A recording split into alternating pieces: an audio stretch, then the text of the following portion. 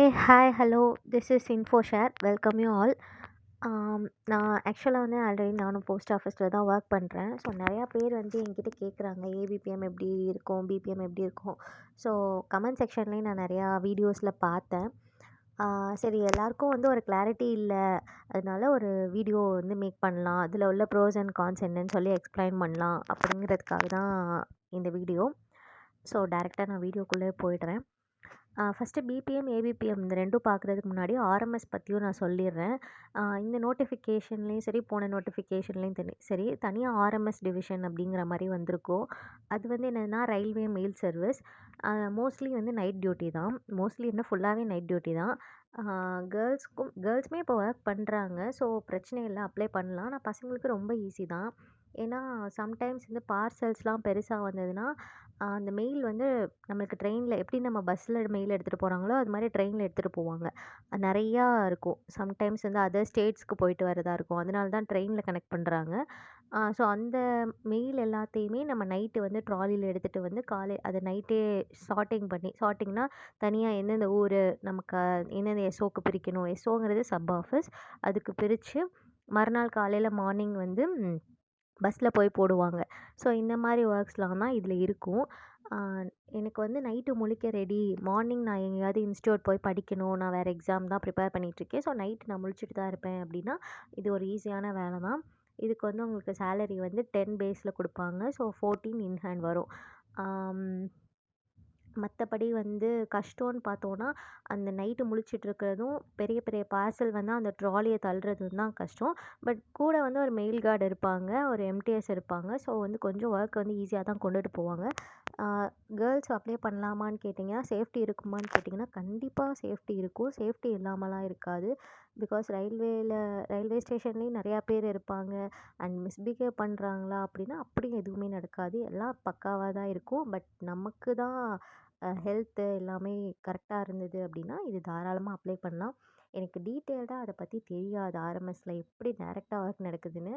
இன்னொன்று, நம்மளுக்கு நோட்டிஃபிகேஷனில் வந்து எப்படி மென்ஷன் பண்ணியிருப்பாங்க அப்படின்னா sevak லெவல் 1 லெவல் 2 தான் மென்ஷன் பண்ணியிருப்பாங்க.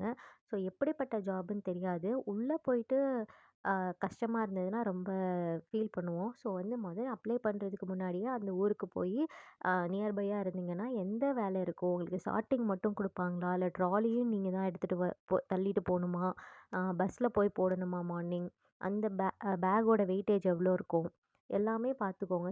சப்டிவிஷன்லலாம் வேலையே இருக்காது, ஒரு பேக் மட்டும்தான் இருக்கும். சில சில டிவிஷனில் வந்து நிறையா பேக் இருக்கும். ஒரு 10 to 12 பேக்ஸ் கிட்டே இருக்கும். ஸோ அதெல்லாம் கொஞ்சம் வந்து வெயிட்டு தான். இல்லை நான் எதுனாலும் பார்த்துப்பேன், எனக்கு முடியும் அப்படின்னா ஆர்எம்எஸ் தாராளமாக அப்ளை பண்ணலாம். எனக்கு அவ்வளோதான் ஆர்எம்எஸ் பற்றி தெரியும். ஸோ டைரெக்டாக நான் வந்து பிபிஎம்க்கு வந்துடுறேன். பிபிஎம் டியூட்டி வந்து பிரான்ச் போஸ்ட் மாஸ்டர் அப்படின்னு சொல்லுவாங்க. ஒரு இப்போது இந்த நோட்டிஃபிகேஷனும் இதுக்கு முன்னாடி வந்து 2022 நோட்டிஃபிகேஷன்லேயும் தான் வித்தின் டிவிஷன், அதாவது ஒரு டிஸ்ட்ரிக்ட் அப்ளை பண்ணோன்னா அதுக்குள்ளே மட்டும்தான் அப்ளை பண்ண முடியும்னு. இதுக்கு முன்னாடிலாம் ஒரு சர்க்கிளில் எந்த டிவிஷன்னாலும் அப்ளை பண்ணிக்கலாம், அதாவது எந்த டிஸ்ட்ரிக்ட்னாலும் அப்ளை பண்ணிக்கலான்னு இருந்தது. ஸோ ஒரு டிஸ்ட்ரிக்குள்ளே தான் அப்ளை பண்ணுங்கிறதுனால மோஸ்ட்லி நீங்கள் அப்ளை பண்ணுற ஏரியாவை போய் நீங்கள் விசிட் பண்ணிவிட்டு அதுக்கப்புறம் அப்ளை பண்ணுங்கள். இதை ஏன் நான் சொல்கிறேன்னா, பிபிஎம் லெவல் 1 லெவல் 2ன்னு மட்டும்தான் போட்டிருப்பாங்க. பேஸ் 12,000 போட்டிருப்பாங்க. இதுக்கு சில ஆஃபீஸ் வந்து இதில் என்னவாக இருக்கும்னா, ஒர்க் லோட் கம்மிங்கிறனால சிங்கிள் ஹேண்ட் ஆஃபீஸாக மாற்றி வச்சுருப்பாங்க. சிங்கிள் ஹேண்ட் ஆஃபீஸ்னால் நீங்கள் தான் வந்து லெட்டரை பேக் எடுத்துகிட்டு வரதா இருக்கட்டும், ட்ரான்சாக்ஷன் பண்ணுறதா இருக்கட்டும், அந்த லெட்ரு போய் வீடு வீடாக கொடுக்குறதா இருக்கட்டும், இந்த மாதிரி எல்லா வேலையுமே அந்த ஆஃபீஸில் நீங்கள் தான் பார்ப்பீங்க. அந்த மாதிரி இருக்கும். மற்றபடி double hand office BPM, ABPM இருக்கிறதுக்கு வந்து நீங்கள் பிபிஎம் டியூட்டி மட்டும்தான் பார்ப்பீங்க. உங்களுக்கு ஒரு ஏபிபிஎம் வருவாங்க, அவங்க வந்து உங்களை அசஸ் பண்ணிப்பாங்க. ஸோ அது நான் ஏன் இதை வந்து மென்ஷன் பண்ணுறேன்னா, நமக்கு வந்து லெவல் 1 லெவல் 2 மட்டும்தான் போட்டிருப்பாங்களே தவிர சிங்கிள் ஹேண்டா டபுள் ஹேண்டான்னு மென்ஷன் பண்ணியிருக்க மாட்டாங்க. அப்ளை பண்ணதுக்கப்புறம் ஃபீல் பண்ணுறதுக்கு போயிட்டு ப்ளேஸை பாருங்கள். நியர்பை ப்ளேஸ் மட்டுமே போடுங்க. இல்லை எனக்கு எங்கே போட்டாலும் பரவாயில்ல, எனக்கு வேலை கிடைச்சே ஆகணும் அப்படின்னா எல்லா ப்ளேஸஸ்க்கும் ப்ரிஃபரன்ஸ் கொடுங்க. செகண்ட், பிபிஎம் ஒர்க்னா என்னன்னு சொல்லிக்கிறேன். வந்து 4 to 5 hours ஒர்க்குன்னு சொல்லுவாங்க. ஆனால் 4 to 5 ஹார்ஸ் இருக்காது. அதை விட எக்ஸ்டெண்டடாக தான் போயிட்டுருக்கும். சேலரி வந்து எவ்வளோ வரும்னா 12 பேஸு. இப்போ டிஏ வந்து 38% அப்படிங்கிறனால உங்களுக்கு ஒரு 17 வரும். 17 இன் ஹேண்ட் வரும். அதில் உங்களுக்கு அந்த வாடகை இல்லை சம்டைம்ஸ் பஸ் ஃபேர் அப்படின்னா அதெல்லாம் போக உங்களுக்கு மிச்சம் இருக்கிறது தான் உங்கள் சேலரி. நீங்கள் என்னென்ன வேலை பார்ப்பீங்க அப்படின்னா, அங்கே நிறையா போஸ்டல் அக்கௌண்ட்ஸ் வந்து வச்சுருப்பாங்க. அங்கே வில்லேஜில் இருக்கிறவங்கலாம். அவங்கள கொண்டு வர அந்த எஸ்பி பாஸ்புக், ஆர்டி பாஸ்புக்கில் வந்து அமௌண்ட் கட்டுறது, திரும்ப அமௌண்ட்ட அவங்களுக்கு எடுத்து வித்ட்ராயல் கொடுக்குறது, இந்த மாதிரி. அப்புறம் ஸ்கீம்ஸ் எல்லாம் அவங்கக்கிட்ட சொல்லி அக்கௌண்ட் படிக்கிறது, அப்புறம் ஜேர்னல்லே எழுதணும். எழுதுகிற வேலை கொஞ்சம் அதிகமாகவே இருக்கும். டிரான்சாக்ஷன் மெயினாக வந்து நெட்வொர்க் இஷ்யூவாக இருக்கும். ஸோ வந்து அங்கே வச்சு நீங்கள் போடவே முடியாது. நல்லா நெட்வொர்க் கிடைக்கிற ஏரியாவாக இருந்தால் அங்கேவே வவுச்சர் எழுதி அங்கேயே போட்டுக்கலாம். இல்லைனா அதை வீட்டுக்கு எடுத்துகிட்டு போய் மறுநாள் காலையில் அது எல்லாத்தையும் டிரான்சாக்ஷன் பண்ணிவிட்டு மறுநாள் இங்கே ஆஃபீஸில் வந்து ஜேர்னல் எழுதுகிற மாதிரி இருக்கும். இதெல்லாம் பிபிஎம்க்கு. ஏபிபிஎம்க்கு இது எழுதுகிற வேலையே கிடையாது. அவங்க வந்து எஸ்ஓ சப் ஆஃபீஸ்னு சொல்லுவாங்க. நமக்கு மேலே உள்ள ஆஃபீஸ். நம்மலாம் பிரான்ச் ஆஃபீஸ். நமக்கு மேலே உள்ள ஆஃபீஸ் தான் சப் ஆஃபீஸ். அங்கேருந்து பேக் எடுத்துகிட்டு வருவாங்க. எடுத்துகிட்டு வந்து அதை பிரித்து அதில் லெட்டர்லாம் இருக்கும். நம்ம தான் பிபிஎம்ஸ் தான் வந்து லெட்டர் அந்த மெயில் பேக் ஓப்பன் பண்ணணும். அதில் உள்ள லெட்டர்லாம் அவங்க ஒரு நோட்டில் எழுதிப்பாங்க. எழுதிட்டு லெட்டர் கொடுக்க போயிடுவாங்க. அவங்களுக்கு டைமிங்கே கிடையாது. அந்த ஆஃபீஸ் டைமிங்குள்ளே வரணும். ஆஃபீஸ் டைமிங் முடியிறப்போ வந்து பேக்கை கலெக்ட் பண்ணிட்டு போயிடணும். அவ்வளோதான் அவங்க ஒர்க்கே. மற்றபடி பிபிஎம்க்கு அசிஸ்ட் பண்ணுறது வந்து சிலர் தான் பண்ணுவாங்க. சிலர் பண்ண மாட்டாங்க. நம்ம அதை எக்ஸ்பெக்ட் பண்ணவும் முடியாது. இன்னொன்று, ரெஸ்பான்சிபிலிட்டி யாருக்கு ரொம்ப இதில் அதிகம் அப்படின்னா பிபிஎம்க்கு தான். ஜஸ்ட் பிகாஸ் சேலரி வந்து ஒரு 3000 தான் கூட அப்படிங்கிறனால நம்ம கொஞ்சம் நிறையாவே வேலை பார்க்குற மாதிரி இருக்கும் பிபிஎம்மில். ரெஸ்பான்சிபிலிட்டியும் ஏபிபிஎம் பண்ணலை அப்படின்னாலுமே, இல்லை ஏபிபிஎம் எதுவும் பண்ணாலுமே பிபிஎம்க்கும் அதில் ஒரு 50% வந்து ரெஸ்பான்சிபிலிட்டிஸ் வந்து இருக்கும். இது வந்து ஏபிபிஎம்.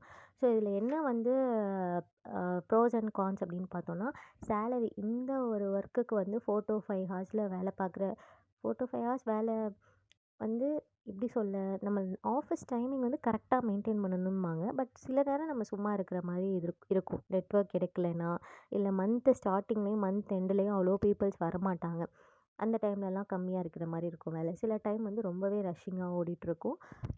இந்த 4 to 5 ஹார்ஸ் வேலைக்கு 17,000ங்கிறது ஓகே. ஏன்னா ப்ரைவேட்டில் வந்து 8 to 10 ஹார்ஸ் ஒர்க் பண்ணி 10,000 15,000 வாங்குவாங்க. இங்கே நம்மளுக்கு வித் சண்டே சேலரியோட இது வர்றது வந்து ஓகேவாக இருக்கும். இன்னொன்று, பார்ட் டைமாக இதை நான் இந்த ஒரு ஜாபை வச்சுட்டு நான் அடுத்து வேலை பண்ண போகிறேன், அடுத்து நான் படிக்க போகிறேன் அப்படின்னு இருக்கிறவங்களுக்கு, இல்லை செல்ஃப் பிஸ்னஸ் ஏதாவது வச்சுருக்கேன், அதனால இதை நான் வேணும்னு நினைக்கிறேன் அப்படிங்கிறவங்களுக்கும் இது சூப்பராக சூட் ஆகும். மெயின் இதில் வந்து எது ஸ்ட்ரெஸ்ஸு அப்படின்னா, ஸ்ட்ரெஸ் இருக்கா இல்லையான்னு கேட்டால் கண்டிப்பாக வந்து எல்லா வேலையிலையும் ஸ்ட்ரெஸ் இருக்கும். இதில் எப்படி இருக்கும் அப்படின்னா, அக்கௌண்ட் படிக்க சொல்கிறது. இந்த அக்கௌண்ட் படிக்கிறது வந்து இப்போ இது வந்து போஸ்ட் ஆஃபீஸுங்கிறது சர்வீஸ் அப்படிங்கிறது மாதிரி பிஸ்னஸ் அப்படிங்கிறதா மாறிடுச்சு இந்த டிபார்ட்மெண்ட்டு. ஸோ வந்து அந்த வில்லேஜில் ஒரு எல்லாருமே கிட்டத்தட்ட போஸ்ட் ஆஃபீஸ் அக்கௌண்ட் வச்சுருப்பாங்க. ஆனால் ஒவ்வொரு இயரும் வந்து நம்மளுக்கு டார்கெட் வந்து 500 to 600 வந்து வந்துக்கிட்டே இருக்கும். இப்போது அந்த அந்த வில்லேஜ் வந்து சோர்ஸ் இருக்கிற வில்லேஜ் அப்படின்னா நம்ம வந்து அக்கௌண்ட்டை வந்து கேன்வாஷ் பண்ணி போட்டுடலாம். வீக்லி டார்கெட்ஸ் அச்சீவ் பண்ணிடலாம். இயர்லி டார்கெட்டும் அச்சீவ் பண்ணிடலாம். இன்கேஸ் அந்த ஏரியா வந்து ரொம்ப ட்ரையான ஏரியா, அங்கே வந்து ரொம்ப கம்மியான மக்களும் ரெவென்யூ கம்மியாக வர மக்களும் தான் இருக்காங்க. ஒரு 80 to 100 ஃபேமிலிஸ் தான் இருக்காங்க அப்படின்னா, ஒரு ஃபேமிலிக்கு 4 மெம்பர்னு வச்சாலுமே மினிமம் 400 to 500 பீப்புள் தான் இருப்பாங்க. அதில் ஒரு 300 to 200 பீப்புள் வந்து அக்கௌண்ட் வச்சுருப்பாங்க. அவங்கக்கிட்ட போய் நம்ம அக்கௌண்ட் கேன்வாஷ் பண்ணி 500 அக்கௌண்ட்ஸ் டார்கெட் பண்ணணும் அப்படிங்கிறது இம்பாசிபிளான விஷயம். அதை பாசிபிள் பண்ண சொல்லுவாங்க. எப்படின்னு கேட்டால், நம்ம கை காசு போட்டு வந்து இது பண்ணுற மாதிரி இருக்கும். அக்கௌண்ட் படிக்கிற மாதிரி இருக்கும். நம்ம கை காசு போட்டுனா சும்மா மினிமம் ஆர்டி வந்து 1000 ரூபாய்க்கு 10 அக்கௌண்ட்டாக ஸ்ப்ளிட் பண்ணி போடுங்க அப்படின்னு சொல்லி அப்படி தான் சொல்லுவாங்க. அந்த டைம் வந்து ரெவ்யூ மீட்டிங் அந்த மாதிரிலாம் நிறையா நடக்கும். அப்போ என்ன சொல்லுவாங்க அப்படின்னா, இந்த டிபார்ட்மெண்ட் ஆஃப் போஸ்ட் வந்து உங்கள் வீடு தேடி வந்து எங்கள் வீட்டுக்கு எங்கள் வேலைக்கு வாங்க, இந்த வேலைக்கு வாங்க அப்படின்னு வந்து உங்களை வெல்கம் பண்ணல, நீங்களாக தான் அப்ளை பண்ணி வரீங்க, ஸோ நீங்கள் வச்சு தான் ஆகணும் அப்படின்னு சொல்லிட்டு ப்ரெஷர் கொடுக்க ஆரம்பிப்பாங்க. ஜஸ்ட்டு வந்து ஒரு அடிமை மாதிரி தான் அவங்கள ட்ரீட் பண்ணுவாங்க. அதுக்குன்னு எல்லா டைமும் ட்ரீட் பண்ணுவாங்கன்னு இல்லை. நீங்கள் டார்கெட்டை முடிச்சிட்டிங்கன்னா ரொம்ப ஜோவியலாகவும் பேசுவாங்க, ரொம்ப ஜாலியாகவும் போகும். பட் அவங்கள பொறுத்தளவு ட்ரான்சாக்ஷன் நடக்குதோ இல்லையோ டார்கெட் வந்து கம்ப்ளீட் பண்ணணும், அக்கௌண்ட் வந்து முடிச்சிடணும். இதெல்லாம் தான் வந்து இதில் உள்ள கான்ஸு.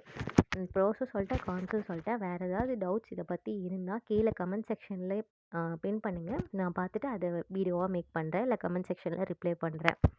அண்டு இது ப்ரிஃபரன்ஸ் எப்படி கொடுக்கணும், அது வந்து இப்போ இந்த டைம் வந்திருக்கிறதுல வந்து ஒரே டிவிஷனுக்குள்ளே தான் அப்ளை பண்ணணும் அப்படிங்கிறதுனால எனக்கு நான் அப்ளை பண்ணுற டிவிஷனில் எங்கே எனக்கு வேலை கிடைச்சாலும் பரவாயில்ல அப்படிங்கிறவங்க எல்லா ப்ரிஃபரன்ஸும் போட்டு வச்சுருங்க. ஏன்னா ஜஸ்ட்டு 20 ப்ரிஃபரன்ஸ் மட்டும் இப்போ கிடையாது, லாஸ்ட் இயரும் இந்த இயருக்கும் எல்லா ப்ரிஃபரன்ஸும் கொடுக்கலாம். ஆனால் எனக்கு நியர்பை தான் கிடைக்கணும், எனக்கு லாங் டிஸ்டன்ஸ்லாம் நான் போய் ஸ்டே பண்ணிக்கவும் மாட்டேன், நான் அலைஞ்சிக்கவும் மாட்டேன், நான் வேறு ஒரு வேலையும் வச்சுட்டு இருக்கேன் அப்படின்னு நினைக்கிறவங்க, இல்லை என் மார்க் வந்து 490 ப்ளஸ் 495 ப்ளஸ் எனக்கு அப்ளை பண்ணால் கிடச்சிரும் அப்படிங்கிறவங்களாம் செகண்ட் தாட்டே போகாதீங்க. ஒரே ஒரு ப்ளேஸ் மட்டும் செலக்ட் பண்ணுங்கள், இல்லை ஒரு 3 ப்ளேஸ் நியர்பையாக இருக்கிற ப்ளேஸ் மட்டும் செலக்ட் பண்ணிக்கோங்க. இன்கேஸ் கிடச்சது அப்படின்னா அந்த நியர்பை ப்ளேஸஸ்லேயே கிடைக்கும். இல்லை வந்தவங்க வந்து வேண்டாம் அப்படின்னு சொல்லிட்டாங்கன்னா, உங்கள் லக்குக்கு அவங்க வேணான்னு சொல்லிட்டு போனாங்கன்னா செகண்ட் ஆப்ஷனில் உங்களுக்கு கிடைக்க வாய்ப்பு இருக்குது. இது எல்லா ப்ளேஸையும் அப்ளை பண்ணிங்கன்னா ஏதாவது ஒரு மூலையில் உங்களுக்கு கிடச்சிருக்கும். ஏன்னா ப்ரிஃபரன்ஸ் எல்லாம் போய் நீங்கள் அதே ஒரு ப்ரிஃபரன்ஸாக கொடுத்து வச்சுருக்கிறதுனால. ஸோ எங்கே போட்டாலும் நான் ஒர்க் பண்ண ரெடி அப்படின்னா எல்லா ப்ரிஃபரன்ஸும் கொடுங்க. எனக்கு பக்கத்தில் இந்த ப்ளேஸ் மட்டும்தான் வேணும்னா அதை மட்டும் கொடுங்க. உங்கள் மார்க் அதுவும் 490 480 அபோவ் அப்படின்னா தாராளமாக அப்ளை பண்ணுங்கள். 480 வந்து கொஞ்சம் யோசிக்க வேண்டிய மார்க்கு தான், ஏன்னா கிடைக்குமான்னு தெரியாது. ஆனால் உங்கள் லக்குக்கு முன்னாடி இருக்கிறவங்க அந்த வேலையை வேணாம் வேணாம் வேணான்னு சொல்லிட்டே வந்தாங்கன்னா ஒரு 4 ஆர் 5 5th நோட்டிஃபிகேஷனில் உங்களுக்கு கண்டிப்பாக கிடைக்க சான்ஸ் இருக்குது.